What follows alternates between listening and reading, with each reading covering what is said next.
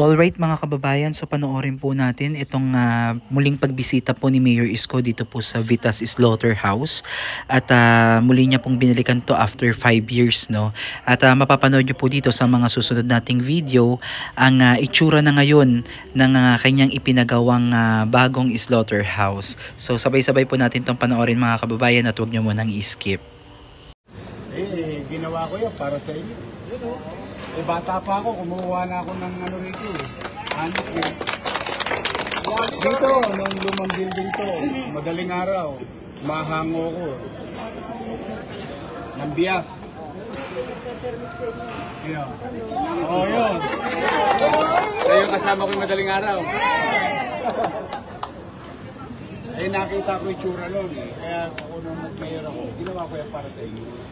Kasi nandudugay sa malapit sa impyerno. Kaya ingatan nyo na lang.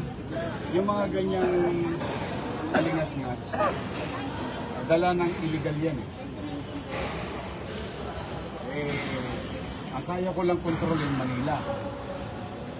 Magturo kayo sa akin na may kinakatay sa kabilang kanto. Magkinakatay sa kabilang distrito, sa man lugar sa Manila, o gagampanan ko yung tungkulin. Pero kung dito, pilitin ninyo maging tapat, maayos, maging karapatan ng wala naman ako pabalikin ulit. Yung mga ilan yan, hindi na kinakatay dito. Kaya gusto mo tayo ikita yan. 27 lang ang katay. Gusto nyo ba sa Arden? Katay. Hindi, naghahanap ng kakatayon ba? Ayun, yung mga ano.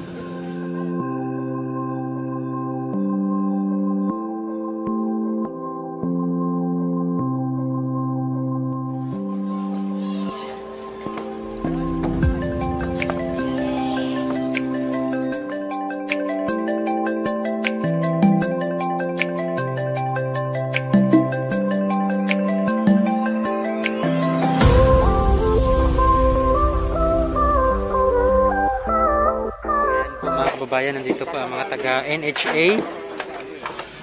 Yan po yung plano. Ito niya kaya ito hanapin kami yung ginagawa rin. Parang yata yung ginagawa dun eh. Pero may pundasyon po eh. Alin po? Ito. Ito yung cockpit eh. Tapos may mga ginagawa dito. Pinaglilibingan ho ng aso yan. Yung mga napapatay. Diyan sila naglibing. Kasi ito, hanapin pa natin ito po ngayon. Po. Kasi ito po, dito sila naglilibing ng mga aso sa area nito. Ito po yung slaughterhouse. Ayun yung sinasabing access na yan. Yung propose namin. Yung papuntang Arden. Yan. Kasi ito, tumbok nito, yun.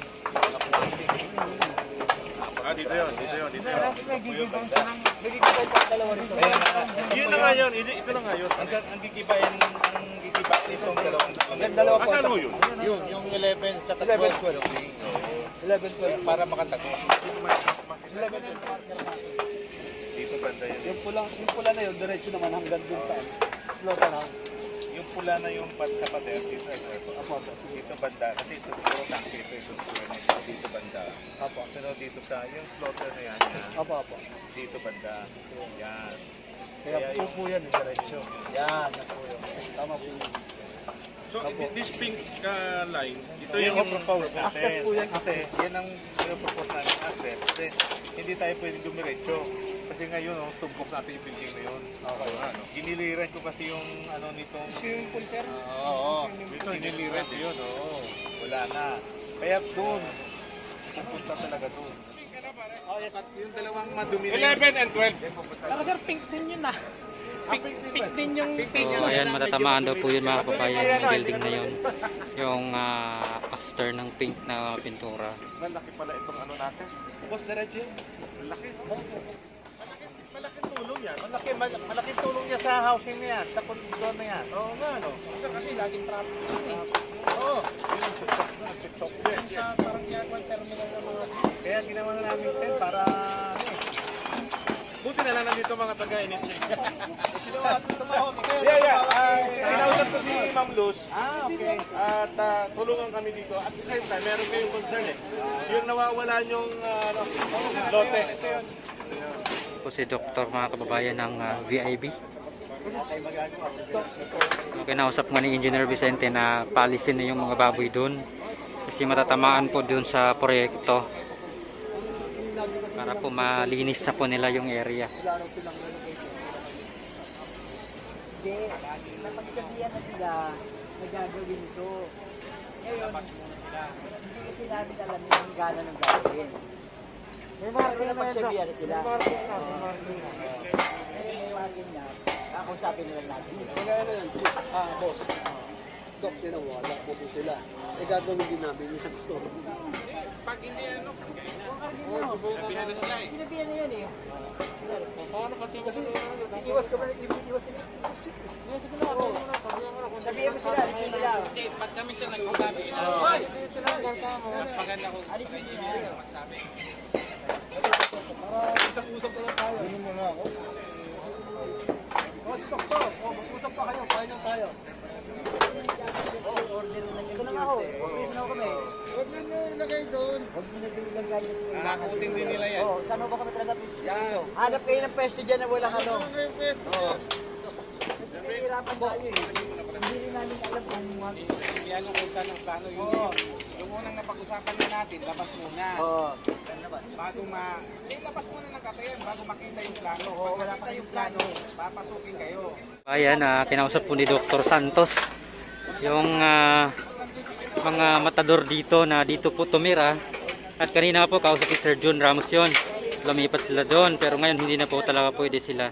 At kailangan silang lumabas dito. Kasi kasama po ito dito sa vertical clearance na may guhit po doon. So sabi ni Doktor, labas mo na sila doon. Hindi mo na sila papasok dito sa loob po ng guhit. So, doon muna sila maghanap ng pagsamantalang pwesto nila banda doon na hindi sakop sa guhit.